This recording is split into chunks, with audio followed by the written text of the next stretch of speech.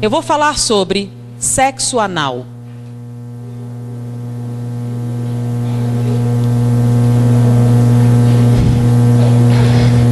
O que vai responder muitas outras perguntas, né? Sexo anal é normal? É um sexo biologicamente viável? Todo mundo devia experimentar? É natural para todo mundo? É bastante prazeroso se você fizer direito? Vocês vão ver isso escrito em todas as revistas. Eu fui numa banca, peguei todas as revistas. Todas diziam a mesma coisa.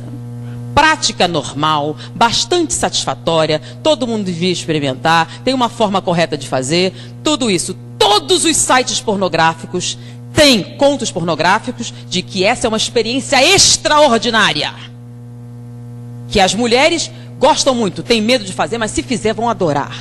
E que os homens vão achar o máximo. Tudo isso está escrito. Se vocês forem agora para uma banca de jornal e comprarem, vão encontrar isso, tá bom? Eu, como disse para vocês, trabalhei durante um tempo numa enfermaria de pacientes terminais do vírus da AIDS. Tá? Era o Hospital Gafreguinli, aquele onde morreu o Cazuza. E a enfermaria era a 10ª enfermaria do Gafreguinli, que foi justamente aquela patrocinada por ele. Na época, naquela enfermaria haviam 20 pacientes. Todos eram homossexuais.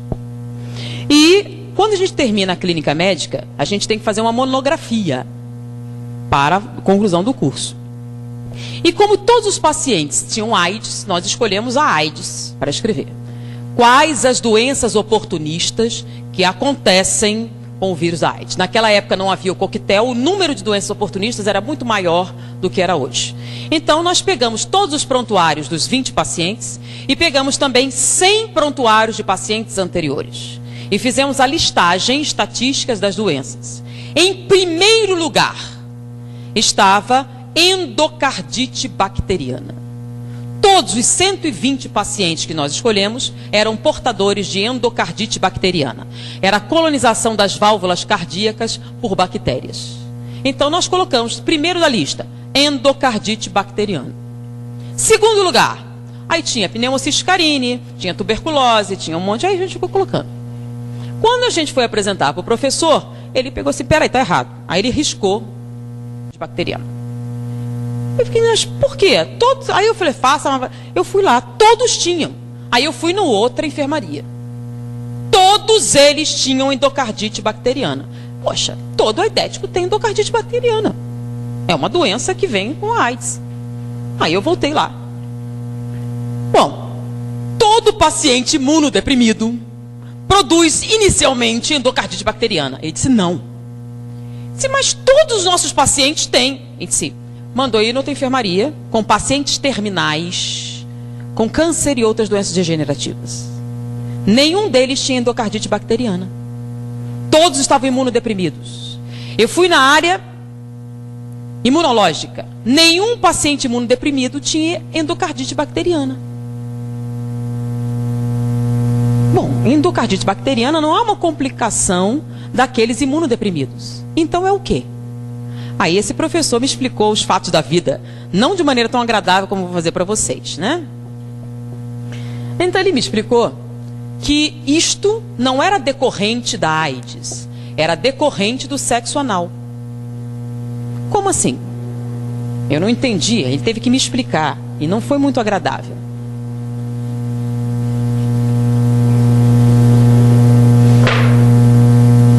Essa aqui é a vagina feminina, o útero, o ovário. Aqui é o aparelho digestório. Boca, esôfago, estômago, intestino delgado, intestino grosso. Reto e esfíncter. Tá? A única coisa que eles têm em comum é serem cavidades. Tá bom? Então essa cavidade aqui faz parte da função sexual. É um órgão sexual. Ele foi criado para quê? Para o ato sexual. Ele foi projetado para isso. E esse aqui faz parte do aparelho digestivo ou digestório. Ele foi projetado com o objetivo de absorção de alimentos. Ele não foi projetado como objeto sexual.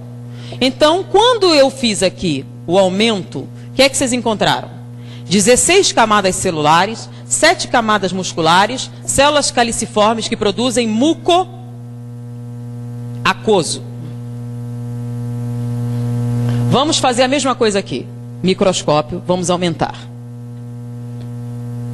Vocês que estão na escola estudando o aparelho, o corpo humano, quantas camadas celulares eu tenho no tubo digestivo? Uma. Células colunares, assim. Uma camada com células ciliares no topo, tecido conjuntivo embaixo, tá? E aqui o plexo esplênico, que são aquelas veias que carregam tudo para a veia cava e distribuem para o coração, tá? Eu tenho células caliciformes também, que produzem muco, mas não produzem muco aquoso, produzem muco seroso, com S. O muco seroso tem por função proteger o tubo digestivo dos ácidos estomacais. Quando você faz autópsia, você tem que usar todo um aparato para que você não tenha queimaduras graves com os ácidos estomacais. Se você enfiar seu braço sem proteção no estômago de um cadáver recente, você vai perdê-lo. As queimaduras serão muito intensas. Porque, lembram que o que acontece com um bife mastigado no estômago? Vira líquido. É ácido. E bife é carne. Não é um pedaço de bife do seu braço, naquele ácido vai virar líquido. Então os ácidos estomacais são altamente corrosivos. Por que não corrói seu estômago? Porque você tem, quando você faz endoscopia, uma camada brilhante que protege o estômago dos ácidos, é o muco seroso. O muco seroso, além de proteger dos ácidos, ele aumenta o atrito. Porque se o alimento passar muito depressa, o que acontece? Diarreia e você morre. Então o alimento tem que passar devagar para que você possa absorver os nutrientes, né? Você absorve os açúcares, as proteínas, as substâncias, as vitaminas. Então o muco seroso aumenta o atrito, enquanto o muco aquoso diminui o atrito. 16 camadas celulares, uma camada celular. Aqui em volta eu tenho só uma camada muscular, que dá a volta, que é a que faz os movimentos peristálticos. Só uma, precisa de mais? Não. É uma camada que empurra o bolo alimentar ao longo do tubo digestivo. E no final você tem um esfíncter, que é um nervo, que serve o quê? Para reter as fezes. Só isso. Não tem outra função. Ele relaxa, você libera. Então, quando você compara os dois, tem comparação possível? Não. Então, quando você atrita aqui, não tem nenhum problema. Quando atrita aqui, o que acontece? O que acontece no ato sexual? Atrito. Intenso. Quando você atrita, se você for fazer uma cirurgia e correr o risco de abrir o intestino, qual a preparação pré-operatória? Vocês não são tudo criancinha, né? Tem uma noção. Você não pode entrar na internet. Você vai tomar um comprimido laxante para eliminar o máximo de fezes. Você vai tomar antibióticos para matar as bactérias. Você vai fazer uma lavagem intestinal até a água sair limpa. E a última lavagem é com antibióticos. Porque se cortar e essas bactérias entrarem como meio interno, você vai morrer de septicemia. Então eles vão limpar tudo. Durante o sexo anal, você faz lavagem intestinal antes? Não. Então é um ambiente altamente contaminado. Quando você fizer atrito, só tem uma camada celular. Você vai romper e vai sangrar.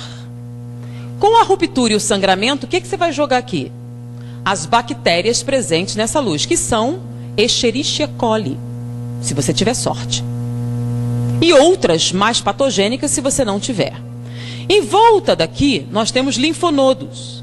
São aqueles famosos da AIDS, né? Esses linfonodos, quando vêm essas bactérias, aumentam de tamanho. Aí você começa a ter uma granulação. Daí a incidência maior durante daqueles que têm hemorroidas, crescimento e dilatação de muitas veias da região e dificuldades gerais nessa musculatura. Essa ruptura constante faz com que essas bactérias superem a ação dos linfonodos e caiam na corrente sanguínea. O que tem que ir logo atrás do intestino? O intestino absorve os nutrientes, certo? E depois você tem que espalhar ele para o corpo. Então o plexo esplênico cai aonde? Veia cava. E a veia cava vai para onde? Direto para o coração.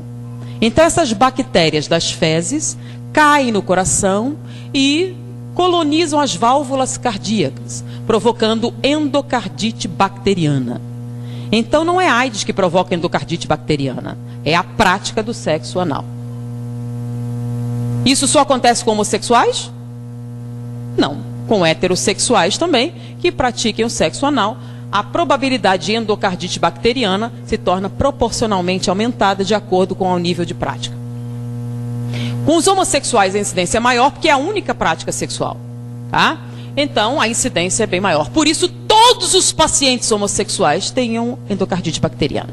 Com a AIDS a endocardite evoluía para pericardite e nós tínhamos que fazer punção pericárdia, tirar o líquido inflamatório do coração. Senão eles morreriam por asfixia, por contrição cardíaca. Além disso, é muito comum a insuficiência cardíaca entre homossexuais mais idosos, que a incidência chega a 68%, diferente da população normal, que é de 8%. Além disso, essa lesão constante provoca alteração da morfologia dessas células, provocando displasia. Displasia rima com neoplasia. A incidência de câncer retal na população é de 3 a 4%. Entre os homossexuais chega a 32%. Então há uma relação direta com a prática do sexo anal e com a incidência de câncer retal. Além disso, a mulher não tem terminais nervosos de sensibilidade nesta área. Então ela não sente absolutamente nada com a prática do sexo anal, a não ser o sofrimento físico, a dor, a não ser que ela compre anestésicos, que são medicações inibitórias da sensibilidade para a prática do sexo anal, e compre lubrificantes artificiais para neutralizar o muco seroso e permitir que esse acesso faça com mínimas lesões. Então, sem lubrificantes artificiais, sem anestésicos para limitar a dor, é uma prática dolorosa, humilhante, violadora. Sendo que ela tem um órgão próprio para isso. Por que um homem teria que submetê-la a esse tipo de atividade se não fosse por sadismo? É o prazer em infligir dor. Porque ele aprendeu nos contos pornográficos que se você tratar ela com a brutalidade necessária, você conseguirá que ela tenha prazer. No homossexual, existe até pelo menos uma desculpa. Aqui, encostado, nós temos a próstata. Tanto que o exame de próstata é retal. A próstata se encosta aqui, mas vamos fazer um aumento aqui.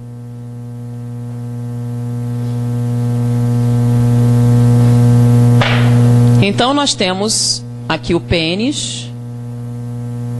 E aqui atrás nós temos a próstata, tá? Vou aumentar a próstata, ela não tem esse tamanho, ela está aumentada. A próstata, a parte da frente, que dá para os corpos cavernosos, ela tem uma camada córnea. O que é córnea? Espessa, de tecido cartilaginoso. Com que objetivo? No ato sexual não há impacto? Então, se há impacto, para proteger a próstata, que produz o líquido seminal, que vai nutrir os espermatozoides e permitir a sua reprodução, essa camada córnea protege do impacto frontal. Então não há nenhum problema para a próstata o ato sexual. Mas se você impactar por trás, então o ato sexual homossexual tem que ser necessariamente violento. Você tem que bater com força para atingir a próstata. Então é o sexo anal e ele tem que ser violento. Então, a não ser que vocês conversassem pessoalmente com alguém, ninguém ia contar. Então, você vai bater com força. Se você bater com força suficiente e traumatizar a próstata, ela sangra. Porque essa parte de trás não tem camada córnea. Não se esperava na natureza nenhum impacto posterior. Está protegido pela espinha e pelo intestino. Você bate com força, traumatiza a próstata, ela sangra. Quando ela sangra, produz células inflamatórias. Ela incha.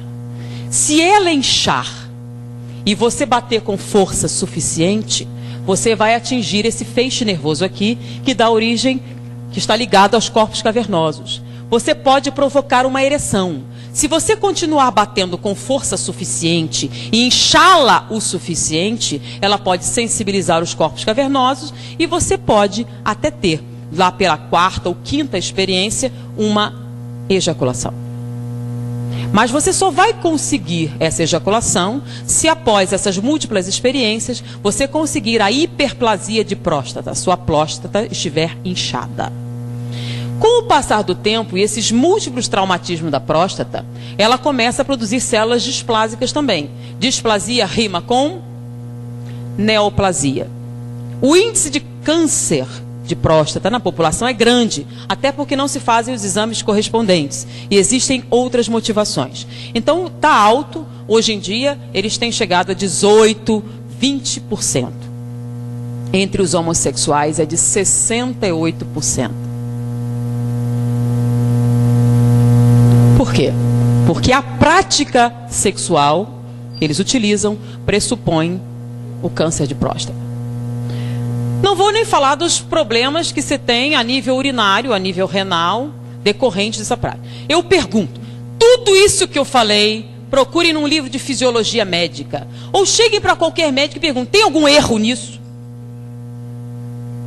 Alguma dessa estrutura anatômica está errada, ou equivocada, ou transtornada? Diante do que ele aprendeu na faculdade de medicina, se você fizer isso, não é isso que vai acontecer? Não é isso que acontece? Então me diga, o sexo anal é natural, biologicamente muito bom, extremamente agradável, saudável, produtivo, uma prática natural que todo mundo devia experimentar um dia? Mas é o que está escrito na literatura. Baseado em que eles dizem essas coisas? Baseado nos contos pornográficos. Baseados nos objetivos de quê? Com esse tipo de prática, o que você tem? Você tem alguém obtendo prazer no sofrimento de outro ser humano.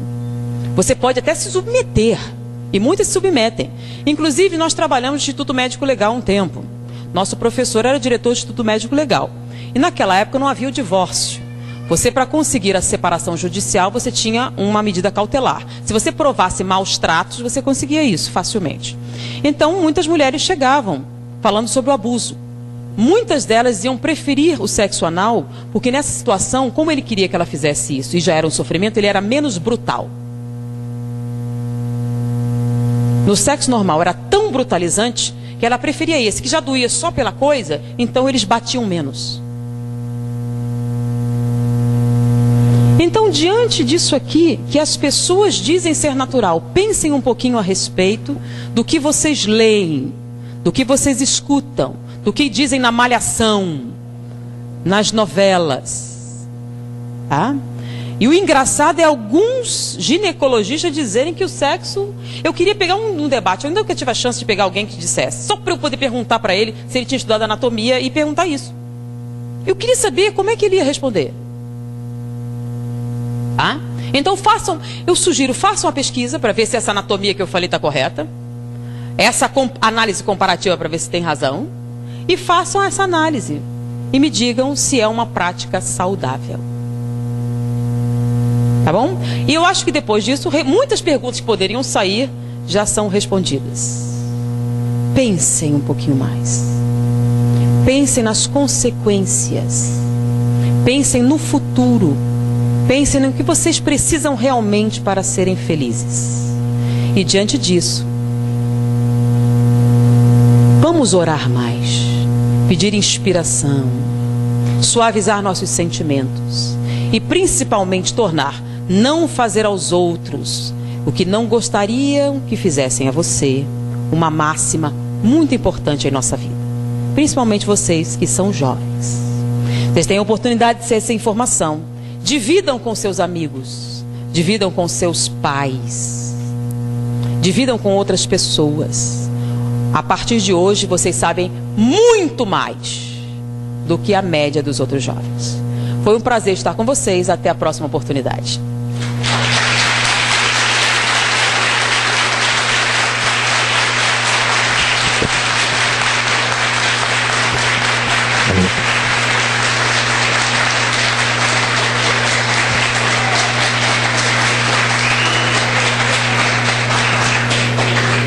Pessoal, agradecemos imensamente, né, a presença da Anete. Conversando com a Jane ali, né, ficou com um gostinho de quero mais. Ela até propôs, quem sabe nesse ano a gente não pode realizar uma segunda parte desse evento, né? Aí vai depender de vocês, né, porque só acontece com a participação de todos, né, da sensibilização dos dirigentes, né, que vai chamar as mocidades para participar. Então vai ficar esse convite, vamos ver se a gente consegue aí, na agenda dela que é um pouco apertada, quem sabe talvez esse ano a gente não dá sequência, seriam uma segunda parte do Emerge, né? Mas a gente vai pensar nessa possibilidade. Mas eu acho que valeu, né, pela oportunidade de estarmos juntos. O Emerge também tem essa finalidade de unir as mocidades, para a gente trocar ideia. A gente acaba passando uma manhã diferente, né?